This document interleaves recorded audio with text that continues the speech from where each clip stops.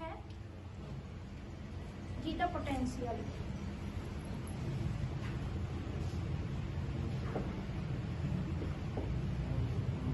और इलेक्ट्रोकाइनेटिक।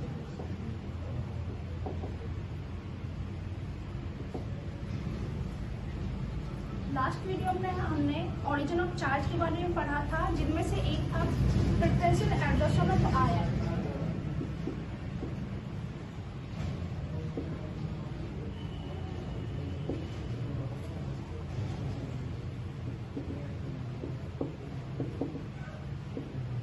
तो जो कॉमन आयन है उनको अपने सरफेस पर एब्जॉर्ब करना। जैसे मैंने बताया था AgNO3 मतलब सिल्वर नाइट्रेट को अगर हम पोटेशियम आयोडाइड के साथ ट्रीट करवाते हैं तो हमारे पास प्रोडक्ट आएगा silver iodide and potassium nitrate. अगर पोटेशियम आयोडाइड हमारा एक्सेस अमाउंट में है तो ये जो हमारा सिल्वर आयोडाइड बना है ये क्या होगा, हमारा कोलाइडल सॉल्यूशन। कोलाइडल सॉल्यूशन क्या करेगा, जो इसके कॉमन आयन है, मतलब कॉमन आयन कौन कौन से होंगे, सिल्वर होगा, आयोडाइड होगा, उनको अपने सरफेस पर एब्जॉर्ब करेगा फ्रॉम द इलेक्ट्रोलाइट। कैसे, जैसे हमारे पास सिल्वर आयोडाइड है तो इसके कॉमन आयन कौन से होंगे, यहाँ पे एक सिल्वर होगा एक आयोडाइड होगा। लेकिन सिल्वर तो हमारे पास लिमिटिंग अमाउंट में था, जिससे क्या बन चुका है, हमारे पास प्रोडक्ट बन चुका है। एक्सेस अमाउंट में हमारे पास है पोटेशियम आयोडाइड। पोटेशियम आयोडाइड के जो आयन है A positive plus iodine negative, वो अभी भी सॉल्यूशन में प्रेजेंट है। तो जो कोलाइडल सॉल्यूशन है वो क्या करेगा, जो कॉमन आयन है उनको अपने सरफेस पर अट्रैक्ट करेगा। यहाँ पर कॉमन आयन कौन से हैं, आयोडाइड।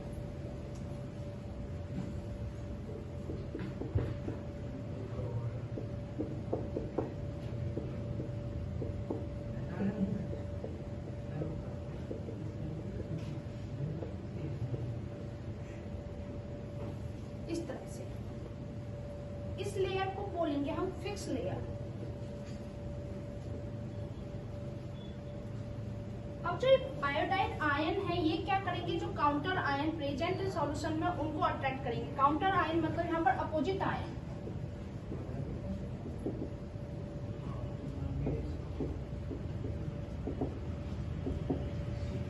आयोडाइड का अपोजिट आयन कौन सा है, पोटेशियम है, तो पोटेशियम को अट्रैक्ट करेंगे वो K पॉजिटिव।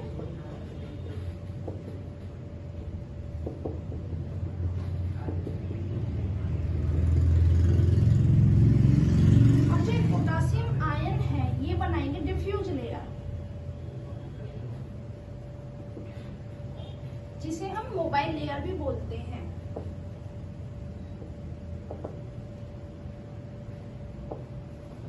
दोबारा बता रही हूँ मैं, जो सिल्वर नाइट्रेट है वो पोटेशियम आयोडाइड के साथ ट्रीट करके सिल्वर आयोडाइड बना रहा है और पोटेशियम नाइट्रेट। यहाँ पर जो सिल्वर आयोडाइड है वो क्या है, हमारे पास कोलाइडल सॉल्यूशन है। तो जो कोलाइडल सॉल्यूशन है वो क्या करेगा, अपने जो कॉमन आयन है उनको सरफेस पर अट्रैक्ट करेगा।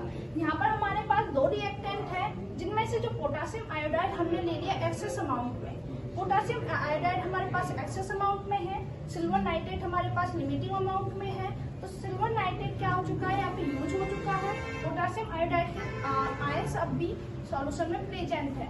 तो जो सिल्वर आयोडाइड है वो कॉमन आयन को अट्रैक्ट करेगा। कॉमन आयन कौन से, इनमें से आयोडाइड। आयोडाइड को अट्रैक्ट किया है और अट्रैक्ट करके जो फर्स्ट लेयर बनेगी उसे बोलेंगे हम फिक्स लेयर। फिक्स लेयर बनाती है। अब यहाँ पे जो आयोडाइड आयन है उसके जो काउंटर आयन प्रेजेंट है सॉल्यूशन में, counter ion mean opposite ion. Opposite ion कौन से, यहाँ पे पोटेशियम, उनको अट्रैक्ट करेंगे। अट्रैक्ट करके क्या बना रहे वो, डिफ्यूज लेयर। तो दो अपोजिट लेयर बन चुकी है यहाँ पे।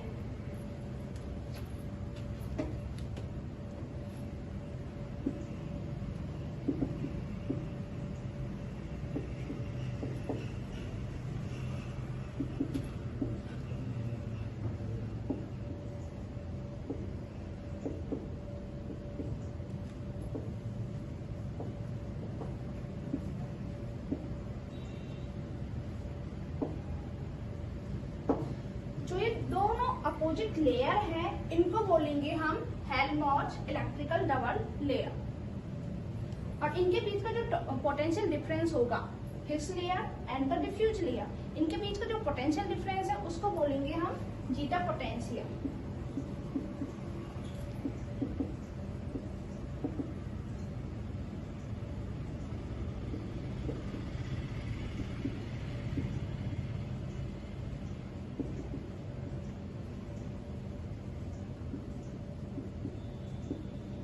जीटा पोटेंशियल और इलेक्ट्रोकाइनेटिक्स।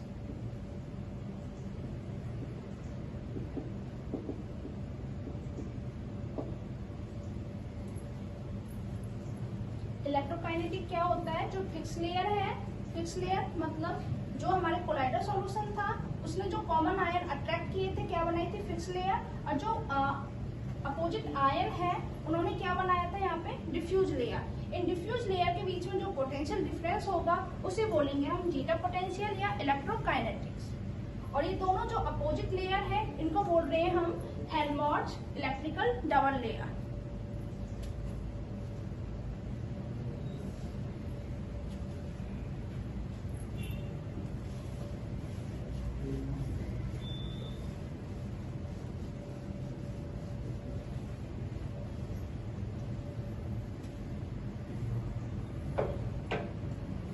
नेक्स्ट है इलेक्ट्रोफोरेसिस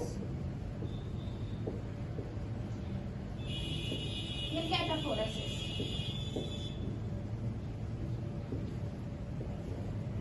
इलेक्ट्रोफोरेसिस में क्या होता है? जो हमारे पास कोलाइडर सॉल्यूशन है उनके ऊपर जो चार्ज होगा वो क्या करेंगे? अपोजिट इलेक्ट्रोड की ओर अट्रैक्ट होंगे। जैसे हमारे पास कोई भी कोलाइडर सॉल्यूशन है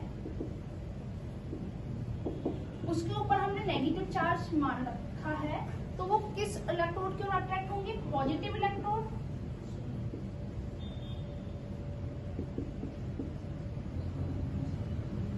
अगर कोलाइडर सॉल्यूशन पर पॉजिटिव चार्ज है तो वो किसकी ओर अट्रैक्ट होंगे? Negative electrode. Under the effect of electric field, अगर हम इलेक्ट्रिक फील्ड अप्लाई करते हैं कैसे?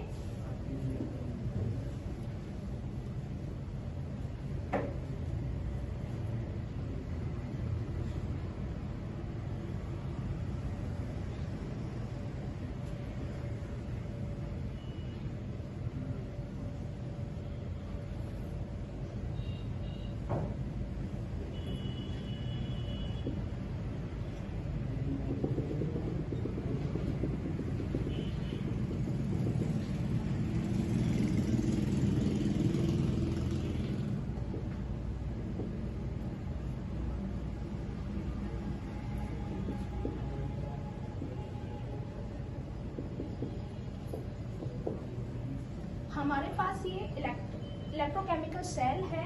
इसमें क्या है? कैथोड पे नेगेटिव चार्ज है, एनोड पे पॉजिटिव चार्ज है। और हमारे पास ये क्या है? Collider solution.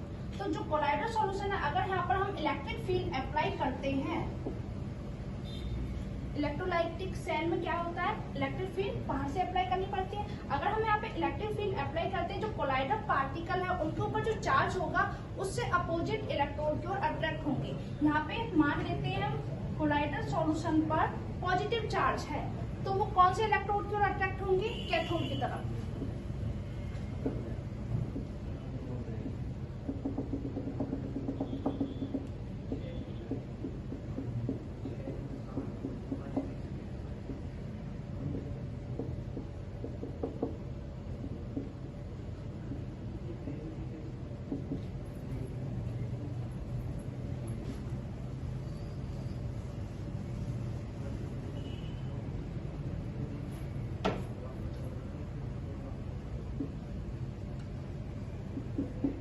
यहाँ पे सारे कोलाइडर पार्टिकल हैं जो वो एक्यूमुलेट हो जाएंगे और क्या हो जाएंगे? न्यूट्रल। न्यूट्रल होके क्या करेंगे? वो कोगुलेशन।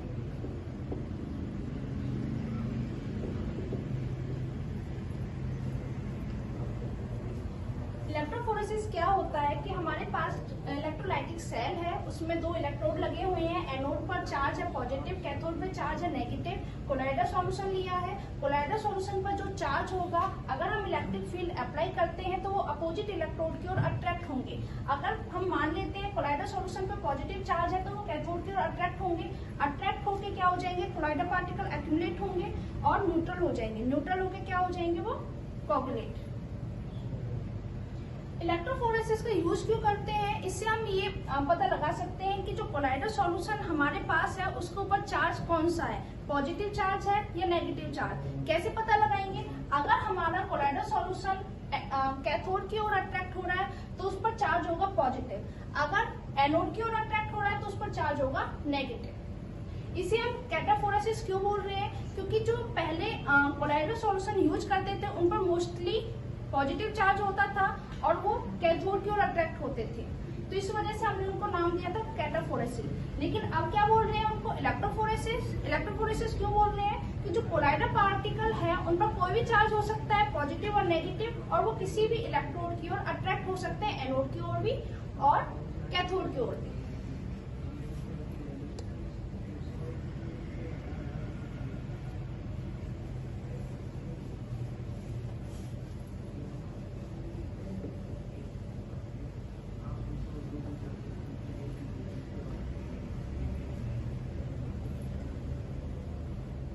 नेक्स्ट है इलेक्ट्रोऑस्मोसिस।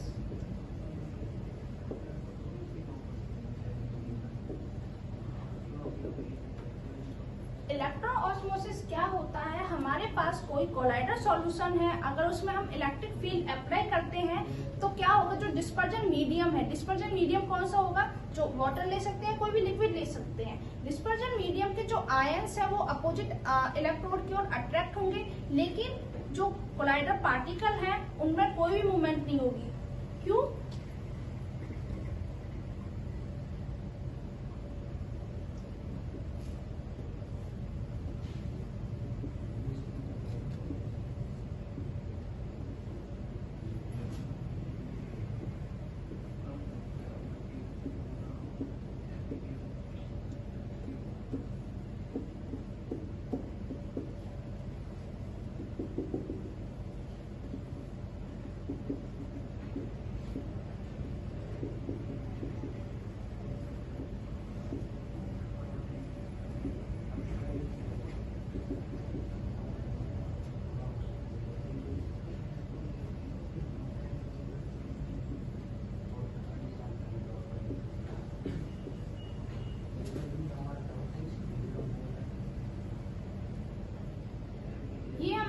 इलेक्ट्रोऑस्मोसिस का डायग्राम है। इसमें क्या है कि जो कोलाइडर सॉल्यूशन प्रेजेंट है हमारे पास, कोलाइडर पार्टिकल और डिस्पर्जन मीडियम, मतलब डिस्पर्जन फेस और डिस्पर्जन मीडियम दोनों चीजें यहाँ पे प्रेजेंट है। अगर हम इलेक्ट्रिक फील्ड अप्लाई करते हैं तो क्या होगा, जो डिस्पर्जन मीडियम के पार्टिकल है वो अपोजिट इलेक्ट्रोड की ओर अट्रैक्ट होंगे। जैसे कि हम मान लेते हैं डिस्पर्जन मीडियम वाटर है हमारे पास, तो H2 है, H पॉजिटिव प्लस में OH नेगेटिव आयन में ब्रेक होगा, तो जो H पॉजिटिव है वो कैथोड की ओर अट्रैक्ट होंगे, OH नेगेटिव वो एनोड की ओर अट्रैक्ट होंगे। लेकिन कोलाइडर पार्टिकल पे कोई इफेक्ट नहीं होगा। क्यों, क्योंकि यहाँ पे लगाई हुई है हमने सेमी परमेबल मेम्ब्रेन, और आपको पता है जो कोलाइडर पार्टिकल है वो ऑर्डिनरी फिल्टर पेपर से पास हो सकते हैं, लेकिन सेमी परमेबल मेम्ब्रेन से कभी पास नहीं होंगे। सिर्फ कौन से पार्टिकल पास हो रहे हैं यहाँ पे, डिस्पर्जन मीडियम के, तो डिस्पर्जन मीडियम के पार्टिकल पास हो रहे हैं। तो इलेक्ट्रोऑस्मोसिस की डेफिनेशन क्या होगी, electroosmosis defined as the movement of dispersion medium ions toward opposite electrode when electric field applied, लेकिन there is no effect on the colloidal particles because semi permeable membrane यहाँ पे लगाई हुई है। इस वजह से कि कोलाइडर पार्टिकल है सेमी परमेबल मेम्ब्रेन से पास नहीं होंगी, सिर्फ किससे पास होती है, वो ऑर्डिनरी फिल्टर पेपर से।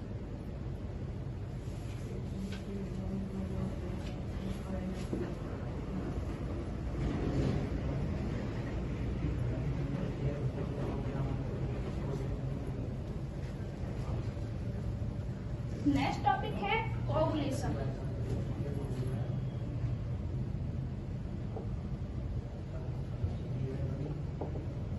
या प्रेसिपिटेशन।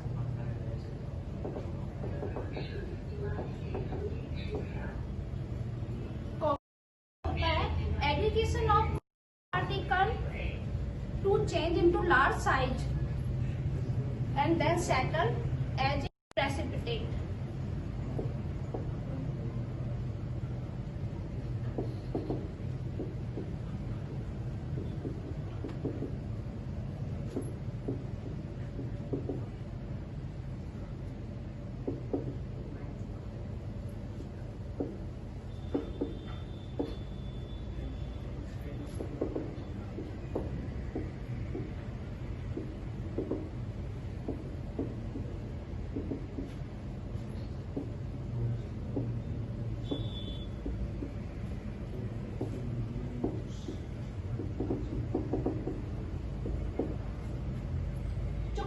पार्टिकल है वो क्या होंगे, एग्रीगेट हो जाते हैं। एग्रीगेट मतलब जुड़ जाते हैं और लार्ज साइज पार्टिकल में चेंज हो जाएंगे। लार्ज साइज पार्टिकल में चेंज होने के बाद क्या हो जाएंगे, सेटल हो जाते हैं एज ए प्रेसिपिटेट। तो ये जो कोलाइडर पार्टिकल है ये लार्ज साइज पार्टिकल में चेंज कैसे हो रहे हैं, due to the addition of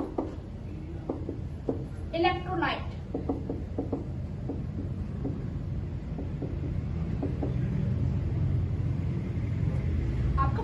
जो भी कोलाइडर पार्टिकल है वो क्या होते हैं, अनस्टेबल होते हैं। इस वजह से हम उनको स्टेबल करने के लिए थोड़ा सा इलेक्ट्रोलाइट ऐड करते हैं। लेकिन अगर इलेक्ट्रोलाइट की कंसंट्रेशन ज्यादा हो जाती है तो जो भी कोलाइडर पार्टिकल है वो अपने अपोजिट आयन की ओर अट्रैक्ट होंगे। अट्रैक्ट होके लार्ज साइज पार्टिकल में चेंज हो जाते हैं और क्या हो जाएंगे, फिर न्यूट्रल होके कोगुलेट हो जाते हैं। अगर हमारे इलेक्ट्रोलाइट लो कंसंट्रेशन में प्रेजेंट है, if concentration of electrolyte is low, it is called flocculation।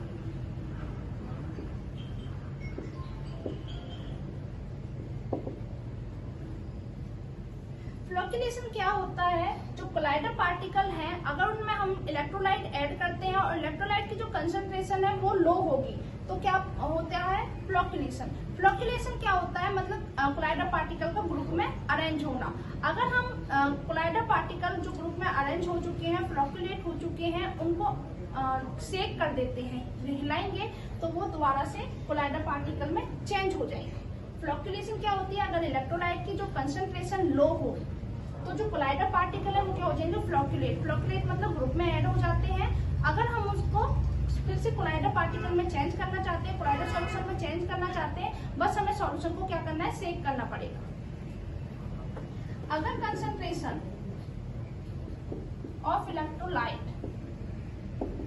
High हो, इसे बोलेंगे हम कोगुलेशन। इट इज कॉल्ड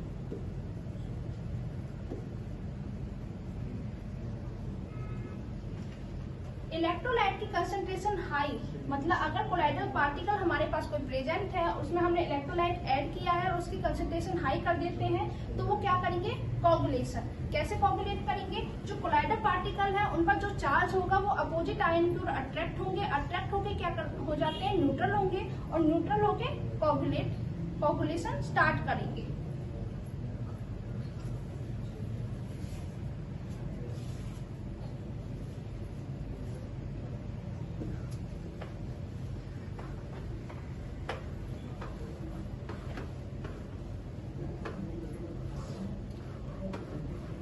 ये तो था कोगुलेशन होता कैसे है। कोगुलेशन होता क्या है, अब देखेंगे कोगुलेशन होता कैसे है।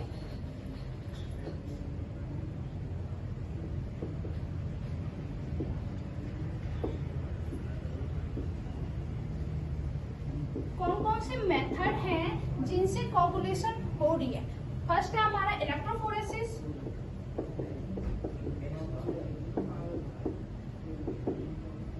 इलेक्ट्रोफोरेसिस में मैंने अभी बताया था इलेक्ट्रोफोरेसिस क्या होती है, जो भी हमारे अपोजिट आयंस हैं वो अपोजिट जो भी चार्ज आयन है वो अपोजिट इलेक्ट्रोड की ओर अट्रैक्ट होकर क्या हो जाएंगे, न्यूट्रल हो जाते हैं और कोगुलेट हो जाएंगे। कोगुलेट हो जाएंगे मतलब कोगुलेशन हो रही है उनमें। तो किसकी वजह से हो रही है? इलेक्ट्रोफोरेसिस की वजह से, कि हमारे पास कोई भी इलेक्ट्रोलाइटिक सेल है जिसमें क्या होगा, एनोड पर पॉजिटिव चार्ज और कैथोड पर नेगेटिव चार्ज होगा।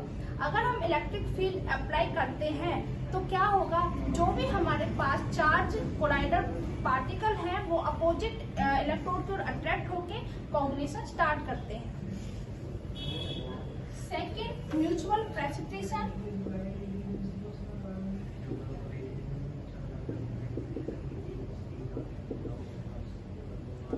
म्यूचुअल प्रेसिपिटेशन में क्या होगा, हमारे पास दो सॉल्यूशन है और दोनों का चार्ज क्या होगा, अलग अलग होगा। तो हम दोनों सॉल्यूशन को क्या करेंगे, प्रॉपर रेशियो में मिक्स कर देंगे, जिससे उनके चार्ज क्या हो जाएंगे, न्यूट्रल हो जाते हैं। जैसे फेरस हाइड्रोक्साइड है हमारे पास, इस पर चार्ज होता है पॉजिटिव। आर्सेनिक सल्फाइड है, इस पे चार्ज होता है नेगेटिव।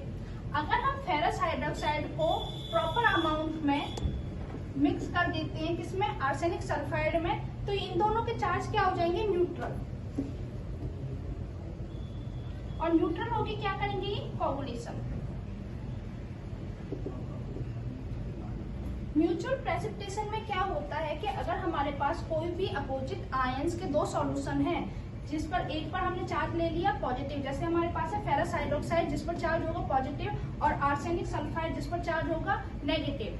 इनको अगर हम प्रॉपर रेशियो में मिक्स करते हैं तो इन दोनों के चार्ज क्या हो जाएंगे, न्यूट्रल हो जाते हैं। और फिर न्यूट्रल होने के बाद क्या स्टार्ट करते हैं, कोऑगुलेशन। थर्ड है बाय प्रोलॉन्ग डायलिसिस। हमें पता है कि जो कोलाइडर पार्टिकल है, जो कोलाइडर सॉल्यूशन है, वो अनस्टेबल होता है विदाउट इलेक्ट्रोलाइट। तो उसको स्टेबल करने के लिए हम उसमें थोड़ी सी अमाउंट में इलेक्ट्रोलाइट ऐड करते हैं। अगर इलेक्ट्रोलाइट को रिमूव कर दिया जाए तो वो फिर से क्या हो जाएंगे, अनस्टेबल। तो कैसे रिमूव करेंगे, डायलिसिस के थ्रू। अगर डायलिसिस मतलब कोलाइडर सॉल्यूशन हमारे पास है, उस पर डायलिसिस करते हैं तो क्या होंगे, जो भी इलेक्ट्रोलाइट उसमें प्रेजेंट है वो क्या हो जाएंगे, रिमूव हो जाएंगे। रिमूव होने के बाद जो हमारे पास कोलाइडर सॉल्यूशन बचेगा, जो कोलाइडर पार्टिकल बचेंगे वो क्या हो जाएंगे, अनस्टेबल। और अनस्टेबल होके क्या स्टार्ट करेंगे, कोऑगुलेशन। फोर्थ है by heating and cooling.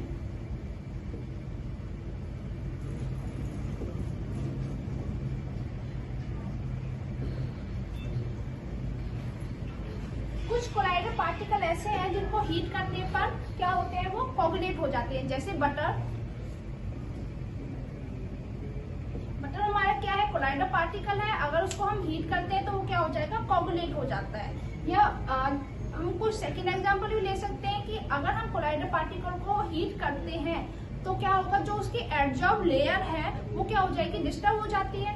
Adsorb layer disturb कैसे होगी, क्योंकि नंबर ऑफ कोलिजन क्या हो रहे हैं, इंक्रीज हो जाएंगे। कोलिजन किसके इंक्रीज हो रहे हैं, डिस्पर्जन मीडियम के। जो डिस्पर्जन मीडियम के जो आयन प्रेजेंट है वो क्या करेंगे, एडजॉर्ब लेयर के साथ या फिर कोलाइडर पार्टिकल के साथ कोलिजन करेंगे। तो कोलिजन जैसे ही इंक्रीज होगा बाय हीटिंग तो चार्ज क्या हो जाएगा, डिक्रीज हो जाएगा। चार्ज जैसे ही डिक्रीज होगा तो जो पार्टिकल कोलाइडर पार्टिकल प्रेजेंट है वो क्या हो जाएंगे, हमारे न्यूट्रल। और न्यूट्रल होके कोऑगुलेट हो जाएंगे या अनस्टेबल होके कोऑगुलेट हो जाएंगे।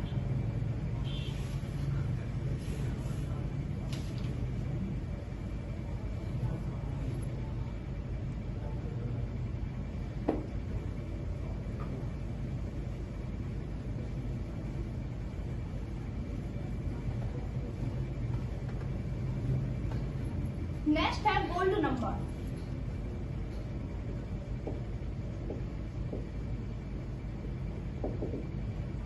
गोल्ड नंबर क्या होता है, आप लायोफोबिक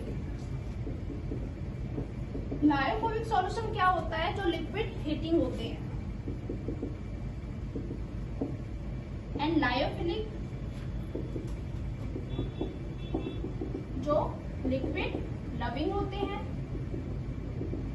तो हमें पता है जो लायोफोबिक सॉल्यूशन है जैसे कि गोल्ड एंड सिल्वर, ये क्या होते हैं, अनस्टेबल होते हैं। अनस्टेबल होके अगर इसमें हम इलेक्ट्रोलाइट ऐड करते हैं तो क्या होंगे, कोऑगुलेट हो जाते हैं। तो इसमें इलेक्ट्रोलाइट कौन सा ऐड कर रहे हैं हम, 10% NaCl। अगर NaCl कोलाइडल लायोफोबिक सॉल्यूशन में ऐड करते हैं, मतलब कोलाइडल सॉल्यूशन बना रहे हैं, कोलाइडल सॉल्यूशन में ऐड करते हैं तो ये क्या हो जाते हैं, न्यूट्रल हो जाएंगे और न्यूट्रल होके कोगुलेट हो जाएंगे। तो हम क्या करेंगे, लायोफोबिक सॉल्यूशन को कोगुलेशन से रोकना है। कोगुलेशन से रोकने के लिए हम इसमें मिलाते हैं लायोफिलिक सॉल्यूशन। लायोफिलिक सॉल्यूशन क्या है, लिक्विड लविंग है, जैसे सोप, जिलेटिन, स्टार्च, गम। कोई सा भी लायोफिलिक सॉल्यूशन लेके हम क्या करेंगे, लायोफोबिक सॉल्यूशन की कोगुलेशन को रोकना है। तो हमारे पास कोई लायोफोबिक सॉल्यूशन है,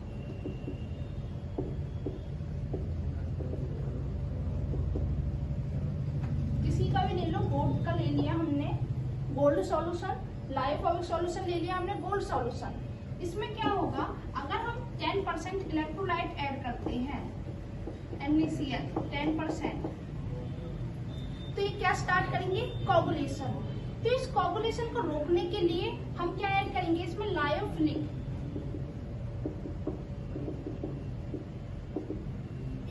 लायोफिलिक सॉल्यूशन ऐड करेंगे। क्यों, लायोफिलिक सॉल्यूशन है वो क्या करेंगे, प्रोटेक्टिव कवरिंग कर लेते हैं। किसको कवर कर लेंगे, वो लायोफोबिक सॉल्यूशन को। लायोफोबिक सॉल्यूशन है उसको प्रोटेक्ट कर लेंगे और उसको क्या करेंगे, कोगुलेशन से प्रिवेंट करेंगे। कैसे,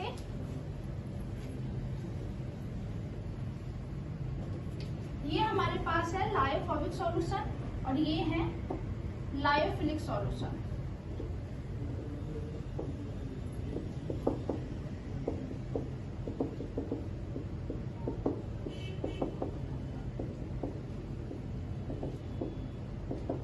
लायोफिलिक सॉल्यूशन इस पूरी प्रोसेस को, मतलब क्या होगा कि जो लायोफिलिक सॉल्यूशन है वो लायोफोबिक सॉल्यूशन को प्रोटेक्ट कर रहे फ्रॉम द कोगुलेशन। इस पूरी प्रोसेस को बोलेंगे हम प्रोटेक्शन। और लायोफिलिक जो सॉल्यूशन है उनको बोलेंगे प्रोटेक्टिव कोलाइड। प्रोटेक्टिव कोलाइड क्यों बोल रहे हैं, क्योंकि लायोफोबिक सॉल्यूशन को प्रोटेक्ट कर रहे फ्रॉम द कोगुलेशन। पर ये बोला गया था कि जो लायोफिलिक और लायोफोबिक सॉल्यूशन है उनके जो पार्टिकल का साइज है वो क्या होगा, सेम होगा। तो वो जो ये मैकेनिज्म दिया गया था ये थोड़ा करेक्ट नहीं लगा। इस वजह से एक हमारे साइंटिस्ट थे जैसिन मोंडी,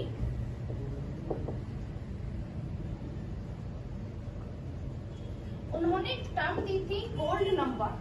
अब ये गोल्ड नंबर क्या होता है,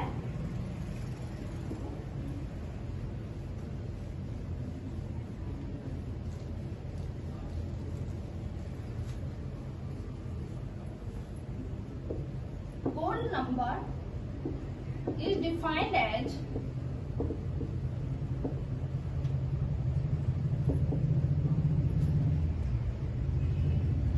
the milligram of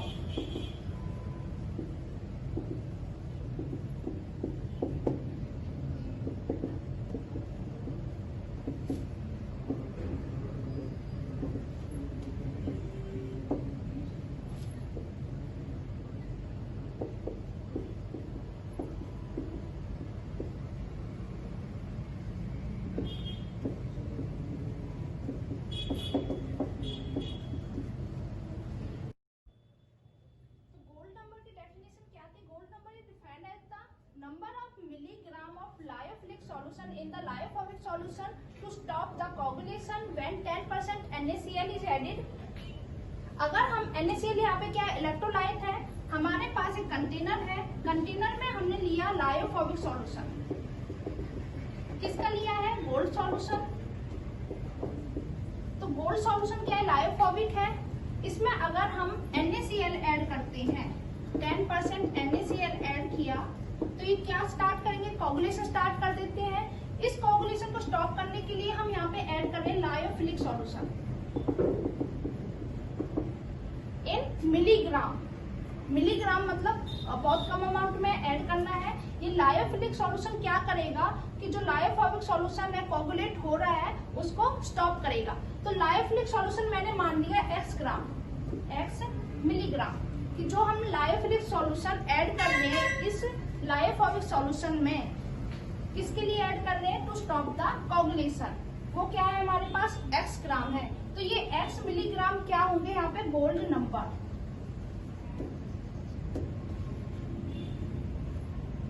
gold number क्या है कि जितने मिलीग्राम हम लायोफिलिक सॉल्यूशन लायोफोबिक सॉल्यूशन में ऐड कर रहे हैं वो क्या होंगे गोल्ड नंबर। ये गोल्ड नंबर क्या कर रहा है, लायोफोबिक सॉल्यूशन को प्रिवेंट कर रहा है फ्रॉम कोगुलेशन।